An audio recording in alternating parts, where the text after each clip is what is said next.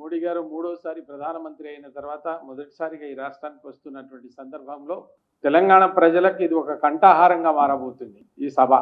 దీన్ని ఎవరు మర్చిపోలేరు. రెండవది, తెలంగాణకు ఒక తలమానికంగా ఉండేటువంటి ఒక మాలగా ధరించబోతుంది ఈ సభ అనడానికి కారణం ఇప్పుడు జరుగుతున్నటువంటి పరిణామాలు ఏదైతే ఉందో దేశంలో ఒక కట్టుదిట్టమైనటువంటి దేశ భద్రత, ఒక ఆర్థిక విధానం, అవినీతి రహిత పాలన ఏదైతే మోడీ గారు చేస్తా ఉన్నారు చూసినటువంటి దేశ ప్రజలు ఏ విధంగా వారికి స్వాగతం పలుకుతా ఉన్నారు, వారికి ఏ విధమైనటువంటి మద్దతు ఇస్తున్నారో తెలుస్తా ఉంది.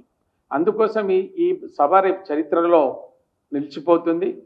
తెలంగాణలో ఒక వేవ్ వచ్చేసింది, అది దాన్ని ఎవరు ఆపలేరు. రాబోయే ఎన్నికలు తెలంగాణ రాష్ట్రంలో ఏదైతే జరుగుతుందో అందులో భారతీయ జనతా పార్టీ భారీ మెజారిటీతో ఇక్కడ గెలవబోతుంది. డబుల్ ఇంజన్ సర్కార్ వస్తుంది.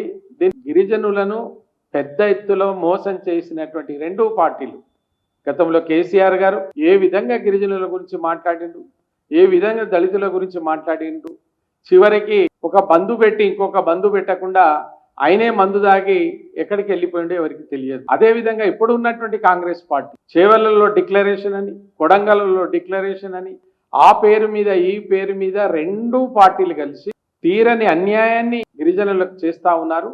దీనికి తగిన మూల్యం చెల్లిస్తారు. ఒకటే అడుగుతున్న రాష్ట్ర ప్రభుత్వాన్ని, దయచేసి మా గిరిజన మిత్రులు కూడా ఆలోచించండి. ఈ రాష్ట్రంలో 10% ఉన్నటువంటి గిరిజనులకు రాజకీయంగా ఏం ప్రాధాన్యత ఉంది? మీరే కదా కులగణన చేసి సర్టిఫికెట్లు పొందినటువంటి ఘనులు. ఎంతమంది మంత్రులు ఉన్నారు రిజర్వేషన్లు ఉన్నటువంటి ఎస్టీలకు? మీరు 1.2% ఉన్న వాళ్ళు ఎంతమంది ఉన్నారు? 2% ఉన్న వాళ్ళు ఎంతమంది ఉన్నారు? 10% ఉన్న గిరిజనులకు మీరు ఏమి ఇచ్చారో మా గిరిజన సోదరులు ఆలోచించాలి. మన నిరసనను తెలపాలి, మన నాయకుని మనం స్వాగతించాలి. ఇవాళ అనేకమైనటువంటి పథకాలు, ప్రత్యేకంగా ఈ పేరుకి ఇది కాకుండా ఈ దేశంలో అణగారినటువంటి వర్గాలకు పెట్టేటువంటి పెద్ద పీట ఏదైతే ఉందో అది కేవలం భారతీయ జనతా పార్టీ వల్లనే సాధ్యమవుతుందని మీకు అందరికీ మనవి చేస్తూ చివరికి మరోసారి చెప్తా, 1000 సంవత్సరాలుగా దాగి ఉన్నటువంటి ఇతిహాసాన్ని, లిఖితపూర్వక చరిత్రగా మారినటువంటి గిరిజనుల ఇతిహాసాన్ని ఈ దేశంలో మొదటి ప్రధానమంత్రి నరేంద్ర మోడీ గారు మాట్లాడిన మాటలు మీరు ఒకసారి చెప్పండి. మా అనుమానాలను తీర్చినటువంటి మహోన్నత వ్యక్తి బిర్సా ముండా గురించి మాట్లాడారు, రామ్జీ గోండ్ గురించి మాట్లాడారు, హాతీరామ్ బావాజీ లంబాడి అని ప్రకటించారు, శివలాల్ మహారాజ్ గురించి మాట్లాడారు. మరి అన్నం పెట్టే వాళ్ళని ఆదరిస్తామా? సున్నం పెట్టే వాళ్ళను ఆ సున్నాన్ని చూసి మురుస్తారా? మిత్రులారా ఒకసారి ఆలోచించండి. తెలంగాణ రాష్ట్రంలో ఉన్న ప్రజలంతా ఒక్కటై ఈ బహిరంగ సభకు వచ్చి ఒక చరిత్రాత్మక సభగా మార్చాలి అనేటువంటి ఒక దాంట్లో ఉన్నారు. నేను నిజంగా నమ్ముతా ఉన్నాను.